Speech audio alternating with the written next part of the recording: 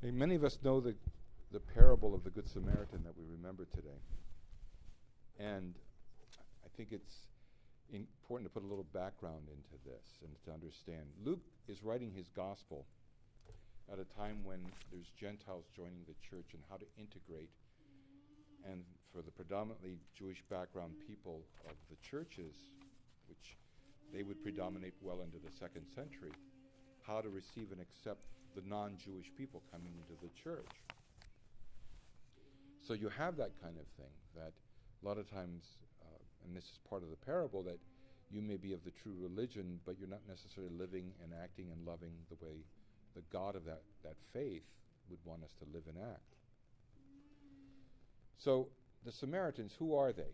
I mean, we know the story that a guy is basically walking in the worst part of town. He's the road to Jericho, and between Jericho and Jerusalem was known to have, there were gangs back then. We act like some of the stuff that goes on in the world is new. It isn't new. It isn't new. I mean, like last week I heard that Reading alone has 13 gangs, different gangs. Okay, but you know what? Back in the day of Jesus, that was not unusual. That was not unusual. And they were even sometimes teenage kids and so forth, and they would, come and descend upon people and beat them and steal from them and sometimes actually outright kill them. Now in this story, though, it's obviously a Jewish guy, and he's left for dead. I mean, that's how bad he was traumatized. And the story of you have a priest coming by, and a Levite, meaning somebody not only of his religion and faith, but somebody who even is a leader, somebody that's supposed to model what their faith is about. And both of them pass on the other side. And we don't know why. Jesus doesn't get into the why. They did. Could be that they didn't want to, they thought maybe he was dead. And, if you touch a dead body, you cannot serve in the temple. You had to go through a 7-day purification process. Or maybe they thought that he was faking it, and if they got close, he would mug them, and so on and so forth. And that was not unknown to happen. And then Jesus says, along comes the Samaritan. And now we have to understand who the Samaritans are. When the Jews were exiled, the 5th, 6th century before Christ, the people that remained there were also non-Jewish people that lived in Palestine. And as they exiled most of the Jews, these people who also had intermarried with Jewish people, but also were outsiders, they interfaced, they intermarried, and so on and so forth. And they took some of the Jewish faith with them, what was in the first 5 books. So they believed in the God of Abraham. They didn't necessarily buy into the kings of Israel and so forth. They didn't buy into the prophets and everything else. They only had those first 5 books of the scripture. But one of the major differences was they believed that the place to worship was not Jerusalem, but a place called Mount Gerizim.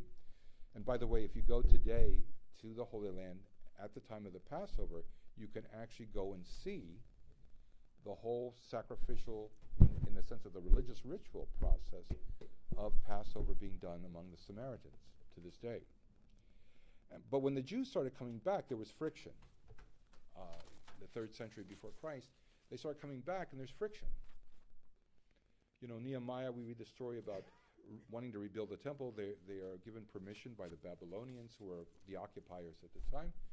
But Nehemiah has to set guards because the indigenous people, a.k.a. the Samaritans, don't want the Jews back. Hey, this is our place now, blah, blah, blah, blah, blah. Who do you guys think you are coming back? And besides, this isn't the place to worship anyway. And so really the relationship between the Jews and the Samaritans became basically the way, since I used the analogy of the gangs, like the Bloods and the Crips. They hated each other. There was a real friction. And they even took that in terms of their religion. I mean, we see that, I'm not going to go into it, the story of Jesus and the Samaritan woman. How is it you, a Jew, ask of me, a Samaritan, for a cup of water? She makes that very clear, as well as the fact of the gender difference. Because a man didn't talk to a woman he wasn't introduced to unless it was assumed he was soliciting something else. But I'm not going to go into that story, and keep to this. Now, in Judaism even, that you even tried not to receive help from somebody who was not of your faith. Now, in that time, and this is what made Christianity very unique, by the way, in that time, you were not to expect it anyway. You were not to expect help from anybody that was not of your faith, whatever God you worshipped or and so on and so forth. So you shouldn't expect that. In fact, you only should help only people of your same religious background. But not only that, for the Jews, it was, even if you were in dire straits, you were not to receive help from anybody that was not of your faith. This is true as Christianity rose, and you had the difference between non-Christian Jews who said, no, we need the temple and this and that and the other thing, and Jesus is not really the Messiah. And in some quarters, some non-Christian Jews, he's a fraud.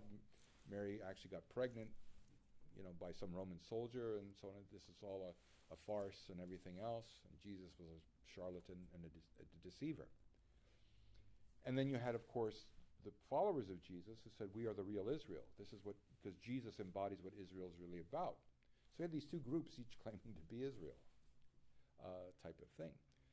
But for the non-Christian Jews, some of them were so vehement and fanatical about their not wanting to do with anything and seeing that the faith of Christ was blasphemous, that, and we actually have this on record, that if you were in a ditch dying, you should not get help from a follower of Jesus. There's an actual true story. And please don't hear me as promoting any kind of anti-Semitism. I'm just letting you know the historical realities. Where there was a village up in Galilee where it was Jewish, and there was a man who had a gift of healing, and he would simply go when people were sick and pray and quote from the Old Testament, it is the Lord who heals you, the Lord who heals you. And people were getting healed. And everybody was like, this is great, this guy's hanging around, until they found out he was a follower of Jesus.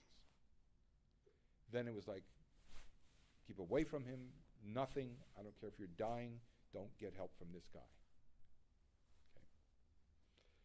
So there's a little twist when Jesus says that the wounded guy in the parable is a Samaritan. He's a Samaritan. And probably by the time Luke is writing his gospel, that tension between Christian followers of Jesus who are Jewish and the non-Christian Jews, it's probably doing this already. But the guy he can't say anything. He's so beat up. And it says he gets out, he gets oil and wine. We were reminded yesterday at the retreat that I went with for the teens that oil was used medicinally back then. I actually have a memory, because I had respiratory issues. I still do a little bit, but when I was little, I had a lot of them. And my mother would heat up olive oil and take like a wool cloth and dip it in there. And I remember this wool T-shirt that itched like crazy that I had put on me. But it actually helped soothe and relax my lungs. And so oil back then was not only used in terms of for oil lamps so you could have light and things like that, it was also used medicinally. And it was also used ritually in religious rituals. So all three of those play in. And then think of it. I mean, they pour oil on it, which we know for wounds and things like that. It softens the skin, where there might have been some hardness and so forth after the wound being open or whatever. He pours wine on it. Imagine, of course, the alcohol that can kill the bacteria and so forth.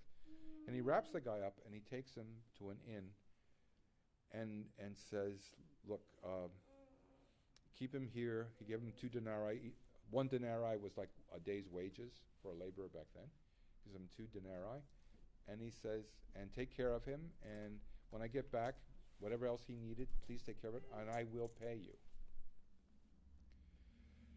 And part of this is also that the non-Christian Jews were teaching the followers of Jesus like Samaritans. I think this is part of the story to understand in that way. And that's why one of my favorite icons of the parable of the Good Samaritan is the fact that Jesus himself is depicted as the Samaritan that helps the guy. Jesus himself is depicted not only as the Samaritan who comes and helps him and binds up his wounds and takes him, but when he takes him to the inn, and I love this one icon, the innkeepers at the inn are the apostles Peter and Paul, which I think is very powerful. The idea that the church is the place of healing. Christ will do and initiate the healing process, but the church is the environment as the place of healing. But something to and I kind of mentioned this in Greek a little bit, but to say too is like, we may see, among some of us, or some purporting to be Orthodox things, that we have to keep almost like isolated from everything and everyone else, and that since we are the true church, we have to be so busy pointing out what's wrong with everybody else that we won't even get help from anybody else sometimes. And the fact that Jesus will show his face sometimes in the places we least expect it, in the people we think we're at odds with, in the people that even seem to believe a little differently than we do. And it doesn't mean we throw out what Orthodoxy is about and what we know to be the historical realities of Christianity and its development. But at the same time, Jesus is not, how can I put this, even though Orthodoxy is in a sense the fullness of the gospel and what Christ taught, practiced, and lived among the apostles, but at the same time, he's not locked here either. And at the same time, knowing that he will show his face in other places because there's a universality to the incarnation. And to appreciate that when we do see that. And it doesn't mean then we throw out icons and stop doing communion and everything else, like some churches who go, you don't need all this stuff, and so forth. Of course, our response is, why wouldn't you? It's not like a legal requirement. Nobody legally make me sign a contract to hug my children or tell them I love them, right? But I do it. So the thing in the mindset of Jesus and the apostles is, of course, why wouldn't you? Do I have to kiss my wife? I guess legally not. No. But, right? Why wouldn't you? And so we understand the Christian faith like a marriage. There's a lot more to it than some bare minimals. And sadly, in a lot of cases, denominationalism is finding the bottom line, the least amount in order, when somebody says, what do I need to do to go to heaven? It's usually what's the bare minimum. But here we're talking like marriage, and we're talking a relationship like marriage. That it means it's everything. So in Orthodoxy, we understand there's everything, which is the way the ancient Israelites understood everything, and a lot of, and Scripture points to. But at the same time, that doesn't mean there's not some realities there in other people, that Christ is still, he loves other people, and he's trying to manifest himself with other people, and to rejoice when we do see that manifest in that way. And that we can relate to people of other faiths. And it doesn't mean we're going to, capitulate. I've heard people freak out when the patriarch talks to the Pope. Oh my God, we're going to just submit to the Pope or something crazy like that. I've dialogued with Muslims, with Jews, with atheists, for crying out loud. Just because I dialogue with an atheist doesn't mean that I'm going to suddenly become an atheist. It's kind of silly. But let me just close by saying this, because God can show his face at a time and through people you almost least expect it, right? And many years ago, I had gone through some difficulties in my life. This is before I met my wife. And so I started going to counseling, and it was like, you don't do that. People will think you're crazy. Oh no, psychiatrists, psychologists they're all bad. You should just pray. You should just pray, and you should just go to a monk or something like that, and so forth. And he'll pray with you. And I'm not against those things, but sometimes, like physical medicine, sometimes we need other things too. And there are people who are gifted in those areas. So I went to a therapist and so forth, even just to work out some issues, because my parents had a difficult marriage when I was a kid. They had a very difficult marriage. And to the point that when they would get into arguments, and I always tell parents we have to be careful how children hear us when we have arguments and disagreements, because it scares them. It doesn't take much. Our kids, I think they would say they grew up in a good home and they had parents that loved each other. But they'd hear about their friends at school having a divorce, parents, and they'd come home, and if we had any kind of a disagreement, when a child asks you, Mom, Dad, you getting divorced? That's how scared they are. They're shaken and a great deal. And my parents, sometimes they would yell that at each other. And as a little boy, I remember running into my bedroom and throwing myself on the bed in the dark and my face in the pillow and crying and asking God to make them stop. My dad had PTSD in major proportions. And there's a lot of people that don't deal with their issues and go get counseling. And of course that generation for sure, it's just nerves, nevra, which is crazy. But anyway. So later, here I am now an adult in my 20s, and I'm going to counseling, and my therapist was of Jewish background, but like a lot of people who were in the situations, she was an agnostic at best, maybe even an atheist. 80% of Israelis claim they're agnostic, and so forth. And I shared with her my childhood and some this, that, and the other thing, and I know how it affected my self-esteem, so to speak. But anyway, one day I was in a session, and I shared with her, if I don't accept myself, why do people tell me they feel very accepted by me? Because it is true. Sometimes we can only give out to other people. We can only give out to other people what we receive. I can only love to the degree I let myself receive love. I can only forgive to the degree I understand how much I'm forgiven. I can only share mercy to the degree I understand how much mercy has been given to me. So how am I being accepting if I'm not accepting myself? And this agnostic doctoral student said to me, maybe because the times in the dark when you ran in your bedroom and you were throwing your face in the pillow and you were crying out, that somewhere in the dark you actually felt acceptance. You felt acceptance.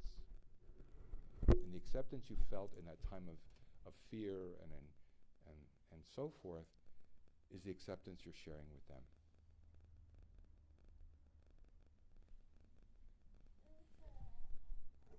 And I remember thinking, my brain went ching ching, this is the Holy Spirit talking whether you know it or not. Whether she knows it or not, it doesn't matter. And God is so good and loving, and He loves each one of us. And even there are people sometimes whose heart are more open to things in the spiritual realm than they even realize, compared to people who, can be, seem to have the same beliefs at times. But it's not just about having beliefs in the sense of cerebral assent, but in the way we live, in the way we receive love and share love, in the way we receive mercy and share mercy, in the way we receive forgiveness in order to forgive. And Jesus' comment at the end of the parable, I love, so go and do the same thing. Be the same thing. Love your neighbor as being yourself. Now, it doesn't mean we don't get frustrated. It doesn't mean we don't get at times. But there's a sense of loving someone. And knowing that God can show His face, like I said, in sometimes the person we least expect and the person that frustrates us the most. And yet God is there. So let us continue with this liturgy thanking the Lord and just offer ourselves to Him in His love and receive that love. And thank Him for the times and the places and the people that He shows that love through whom she